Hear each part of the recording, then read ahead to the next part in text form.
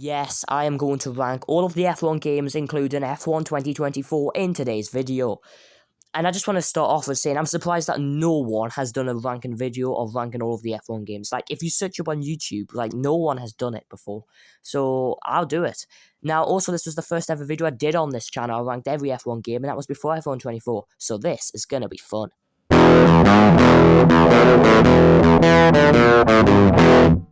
So, here we go. I do not normally do F1 gaming content, but I have a little bit in the past. So, now that F1 24 has been out a couple of months, we're going to go straight into it. And easily in last place is the F1 2009 on Wii. Now, I don't have a Wii. I've played it once, though. And from my experience, it was terrible. Like, yes, it's 2009, but I have more fun on F1 24 than this. The graphics are terrible, the handling is terrible. If they'd only put this on like an Xbox or a PlayStation, this game would have been probably a bit better. Handling's awful, graphics awful. There's some good features though. The same can be said for F1 2014. The only reason why it's ahead is because I've played it a bit more often. I had an Xbox 360, so I obviously played all these ones on Xbox, whilst I played all the other ones on PlayStation, which is weird.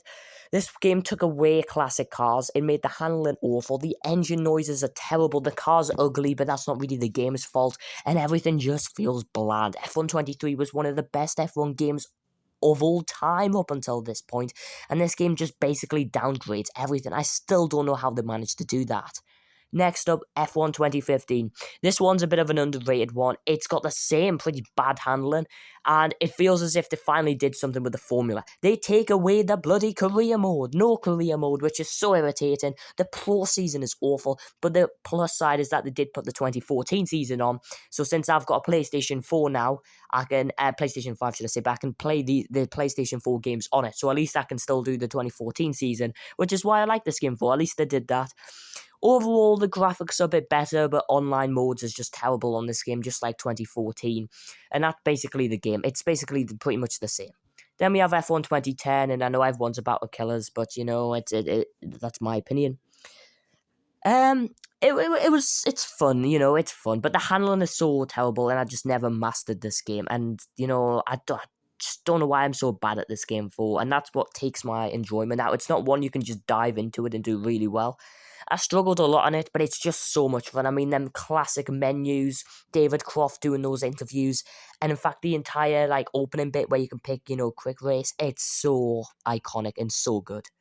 F1 24 is next, and it was originally a lot higher.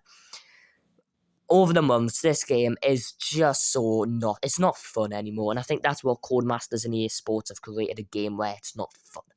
I have another channel, F1 Game Hub, and I did career modes on it, and I've stopped doing it because it's not fun. I can't do it, so it's boring, and I think that's what F1 games are. F1 2016, however, brought back the excitement in F1 games. They bring back career mode. They changed the career mode. They bring 10-season career modes. The graphics are better. The handling is pretty much the same. The graphics are better, and all of a sudden, you've got a good F1 game. This game, I always feel that F1 games each year from this period onwards feels like they were a bit of the one that comes before it and a bit of the one that comes next to it. So this is a good example. It's got the same music for F1 2015, but it feels like F1 2017, if you know what I mean. Then we have F1 22. This game is kind of underrated, you know. When I first played it, I didn't like it, but now that I play this game occasionally, if I want to break from my other F1 games, which I'm playing F1 2020 at the moment, I'll play F1 22 and I have fun on it. I don't mind it. I like the handling model on it, which is so insane. It's not my favorite. It's definitely not. But it's better than the one we have this year. Yes, you can't move too much, but I find this game a bit fun. In terms of if you use no assists, then I'm shocked because this game's not good at it. If you just after a simple lot of fun though, it's good. F1 2012, a bit of just a random F1 game. I feel it's so forgettable. It doesn't do anything that's particularly special. It has those kind of challenge things when you can play as like Champions Mode. That's what it's called, and you can play as like Kimi Raikkonen and stuff. That's a fun new addition, but apart from that, it's basically copy and pasted from F1 2011. We don't have classic cars yet, but it's still just a fun enough game. The tracks are great, and obviously it's Michael Schumacher's last F1 game, unless you count F1 24, where you can play as Michael Schumacher. But what I mean is, this is him in his Mercedes. The career mode still hasn't really gone that far, and it's still kind of a new thing. They're just learning their first steps, but it's still a decent enough game. And I just find it a lot of fun. Same with F1 2011. This game is just, I don't know what to say. It's a huge improvement over F1 2010. The handling model, I love when you can just send it into the corners, and I feel that suits my style. I send it into every corner, so obviously this game suits me a lot. It's such a fun game. It still has the iconic kind of David Croft interview, so it has all of that early stuff in it. Of course, there's some problems where if you basically run behind a car for about a second, your engine overheats. In fact, your engine overheats at the start of the race. Yes, the graphics aren't perfect. It obviously looks a lot dated nowadays, but what a game this was back in 2011 when it was first released. Easily the better of the two early Codemasters games. Then we have F1 2017. Back to this thing I was saying about F1 2016, is that this game is basically similar to F1 2016, but they've changed the menus to what F1 2018 will look like. So it's basically F1 2016 again, except the career modes, changes, and classic cars. And it looks, all of the race stuff looks as if what it's going to be in F1 2018. So if you just play these games randomly, they look so similar. Overall, the game itself doesn't look that realistic. The actual car and the handling stuff isn't, but it's fun. F1 2018's next then, and this game is basically copy and paste from F1 2017, which I'm so keen to point out. In fact, I'm having so much fun making this video. I'll just point it out again.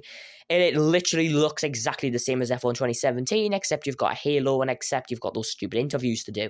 Apart from that, it's exactly the same. The classic cars have been brought back in F1 2017, and there's more of them here, and it's so much fun. The handling model's changed a bit, but it's still not perfect, but it's much better than the previous ones we've had in previous years.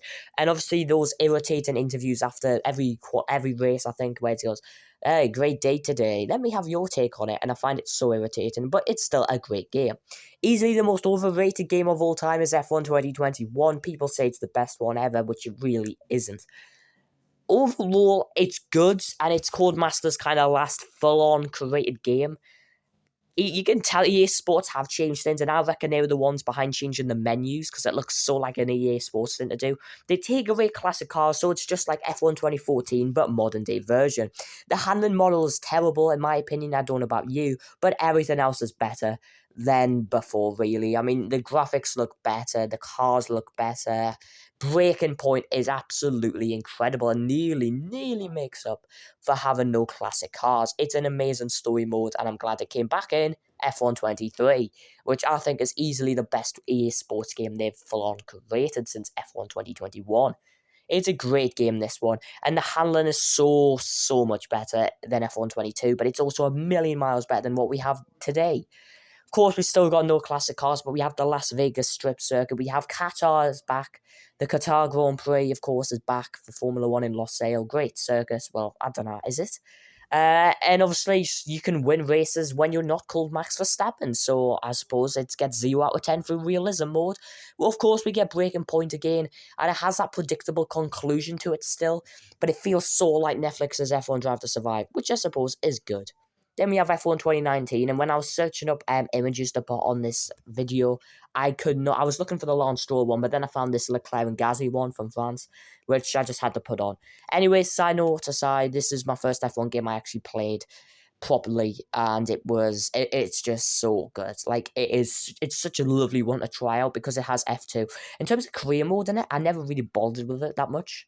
I was just doing races and just had so much fun in it. Like, the handling is great. We've got classic cars. This is the most classic cars you will ever get because F1 2020 takes away some. And it's just so fun. It's like everything you need for an F1 game. F2's in it, and everything just looks better.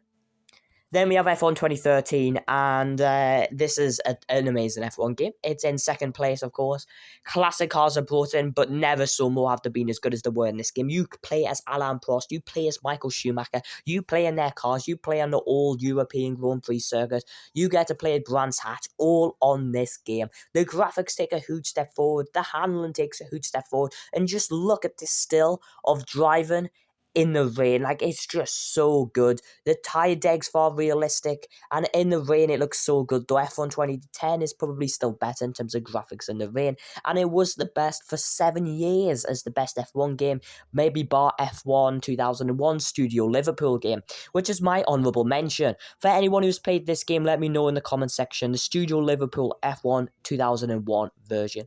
But in first place is F1 2020, easily the best F1 game ever made, because they still have classic cars in it, but everything takes a huge step forward, and the big thing because of that is my team.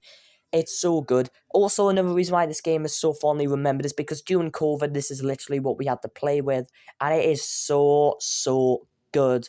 Obviously, they updated the silver Mercedes to the black Mercedes. The handling model is great. We've got classic cars. We've got the Vietnam circuit. We've got, I mean, it's obviously unrealistic to the actual 2020 championship, but it's like literally what F1's meant to be. It has like a proper hardcore sim racing type of things, but it's also just an arcade game. You can have fun. So that is my ranking of the F1 games. Let me know your opinion in the comment section below. Have you seen the 2001, or played it, should I say, F1 2001 Studio Liverpool game? If not, search it up. It's an amazing game. Thank you so much for watching, and I'll see you next time.